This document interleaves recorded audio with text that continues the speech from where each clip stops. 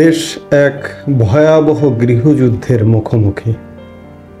এই প্রসঙ্গটি নিয়ে কথা বলবো এবং এই গৃহযুদ্ধের মুখোমুখি এই প্রসঙ্গটি নিয়ে আপনাদের সাথে কথা বলবো।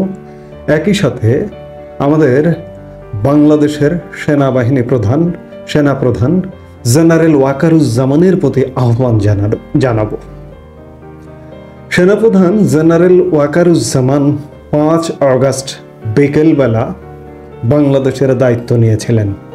বাংলাদেশের দায়িত্ব নিয়ে একটি অন্তর্বর্তীকালীন সরকার গঠন করেছিলেন 3 দিনের মাথায় 8 আগস্ট, এবং ক্যান্টনমেন্ট থেকে এটির পরিকল্পনা হয়েছে, বঙ্গভবনে এটির পরিকল্পনা হয়েছে। কারা থাকবে? ছাত্ররা থাকবে, পেশাজীবীরা থাকবে, সুশীল সমাজের প্রতিনিধি থাকবে। সেই প্রক্রিয়াটির মধ্যে পুরোপুরি আপাদমস্তক সেনাপ্রধান জেনারেল ওয়াকারুজ্জামান ছিলেন। তিনি সেই সময় কোন দেশের দায়িত্ব নিয়েছিলেন? সেই সময় চরম অস্থিতিশীল একটি দেশেরই তো দায়িত্ব নিয়েছিলেন। এটির 6 মাস হয়ে গেছে। আপনি তো ভালোর জন্য দায়িত্ব নিয়েছিলেন। 6 মাস হয়ে গেছে, কিন্তু আজকে 6 মাস পরেই আমরা কি ভালো দেখছি? কোনো জায়গায় ভালো কিছুর কোনো লক্ষণ দেখছি না, যার দরুন আজকে দেশ গৃহযুদ্ধের মুখোমুখি। আমরা গতকাল 2টো ঘটনা দেখলাম। একটি ঘটনা নিয়ে আমি আলাদা একটি ভিডিও দিয়েছি, বিশেষ করে পাবনার সুজানগর আওয়ামী লীগ সভাপতির পুলিশের গ্রেপ্তার নিয়ে। আরেকটি ঘটনা ঘটেছে গোপালগঞ্জের টুঙ্গিপাড়ায় আওয়ামী লীগের কর্মসূচি। আপনারা সবাই জানেন কি কর্মসূচি চলছে এই মুহূর্তে। আওয়ামী লীগের লিফলেট বিতরণ কর্মসূচি চলছে। এই লিফলেট বিতরণ কর্মসূচিতে পুলিশ বাধা দিয়েছে গোপালগঞ্জের টুঙ্গিপাড়ায়। কোন জায়গায়?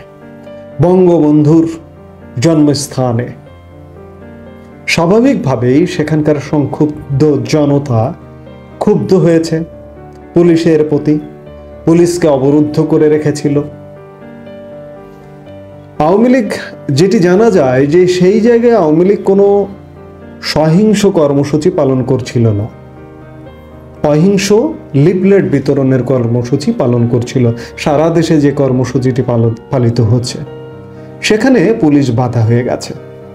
এতে করে পুলিশ তো আবার এই যে 2টি জায়গায় উদাহরণ তৈরি হলো, পাবনার সুজানগরে এবং গোপালগঞ্জের টুঙ্গিপাড়ায়।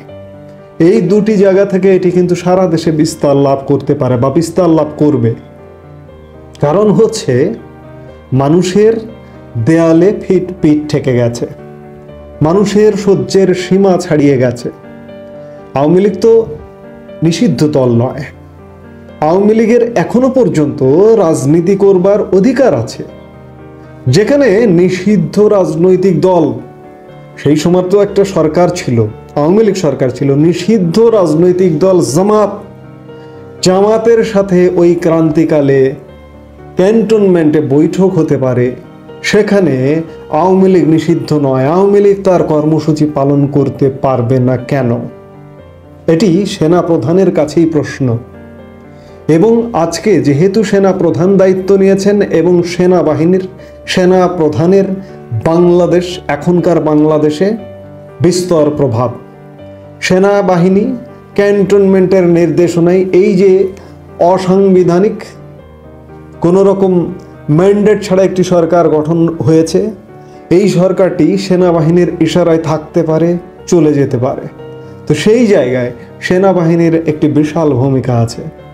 আওয়ামী লীগ কর্মসূচি করতে নেমে কিংবা কর্মসূচি ছাড়াও আওয়ামী লীগের নেতাকর্মী শুধুমাত্র আওয়ামী লীগ করবার কারণে কোনো রকম অপরাধের সাথে জড়িত হোক বা না হোক, যেভাবে নির্দয়ভাবে নির্মমভাবে নির্যাতন করা হচ্ছে, অ্যারেস্ট করা হচ্ছে, সেই জায়গায় মানুষ খুব স্বাভাবিক, সহ্যের একটা সীমা থাকে। দেয়ালে পিঠ থেকে গেলে আর কোথাও যাওয়ার জায়গা থাকে না, তখন মানুষ স্বাভাবিকভাবেই প্রতিরোধ গড়ে তুলবে। এই প্রতিরোধ গড়তে গড়তে একটা পর্যায়ে গিয়ে যুদ্ধ অবশ্যম্ভাবী। পুলিশ এমনিতেই মনোবল ভেঙে চুরমার, ওই যে জুলাই মাসে যে সন্ত্রাসী কর্মকাণ্ড হয়েছে, আগস্ট মাসে যে সন্ত্রাসী কর্মকাণ্ড হয়েছে, তার কারণে মনোবল ভেঙে চুরমার। বেশিরভাগ পুলিশ এখনো পূর্ণোদ্যমে কাজে ফিরতে পারেনি। কিছু কিছু ফিরেছে, কিংবা যারা ফিরেছে তাদের মধ্যে কিছু বিপদগামী পুলিশ সদস্য আছে, তারা কিন্তু অতি বাড়াবাড়ি করছে, এই মামলা বাণিজ্য করছে। এই বাড়াবাড়ি করতে গিয়ে ভয়ঙ্কর বিপদের মুখোমুখি হচ্ছে কোথাও কোথাও, এবং সেই বিপদগুলো, সেই উদাহরণগুলো সারা দেশে বিস্তার লাভ করতে পারে। এবং বিস্তার লাভ করে পুলিশ জুলাই আগস্টে যেমন সন্ত্রাসীদের হাতে মার খেয়েছে, তেমনি আবার কিন্তু সেই পরিস্থিতির দিকেই যাচ্ছে। এবার নিরপরাধ মানুষ ক্ষুব্ধ হয়ে উঠবে, সংক্ষুব্ধ হয়ে কিন্তু পুলিশের বিরুদ্ধে প্রতিরোধ গড়ে তুলবে। কারণ জনতার শক্তি অফুরান। আমি বারবার বলি, জনতা যদি জাগে, আপনি অন্যায় করে আপনি পুলিশ হন আর যেই হন না কেন, আপনি কিন্তু পার পাবেন না, সেটাই দেখা যাচ্ছে। তো কাজেই দুটি ঘটনা আমাকে মনে করিয়ে দিচ্ছে, এবং আমার ভেতরে মনে হচ্ছে যে দেশ ক্রমেই গৃহযুদ্ধের দিকে ধাপিত হচ্ছে। এই গৃহযুদ্ধ থেকে বাঁচানো একমাত্র কারিগর সেনাবাহিনী হতে পারে। কারণ সেনাপ্রধান 5 আগস্ট দেশের দায়িত্ব নিয়েছেন। সেই দায়িত্ব নিয়ে তিনি যাদেরকে দায়িত্ব দিয়েছেন, আমি বলতে চাই তিনি নির্লোভ মানুষ। নইলে বিশ্ব কি হচ্ছে না হচ্ছে কিচ্ছু দেখার বিষয় ছিল না।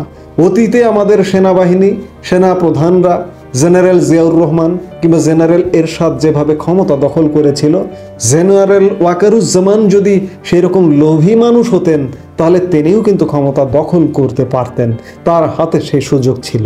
কিন্তু সেটি করেননি তিনি দেশের প্রশ্নে, দেশের স্বার্থে সেটি করেননি। সেই জায়গায় তিনি দেশের দায়িত্ব নিয়ে একটি পক্ষকে দায়িত্ব দিয়েছেন।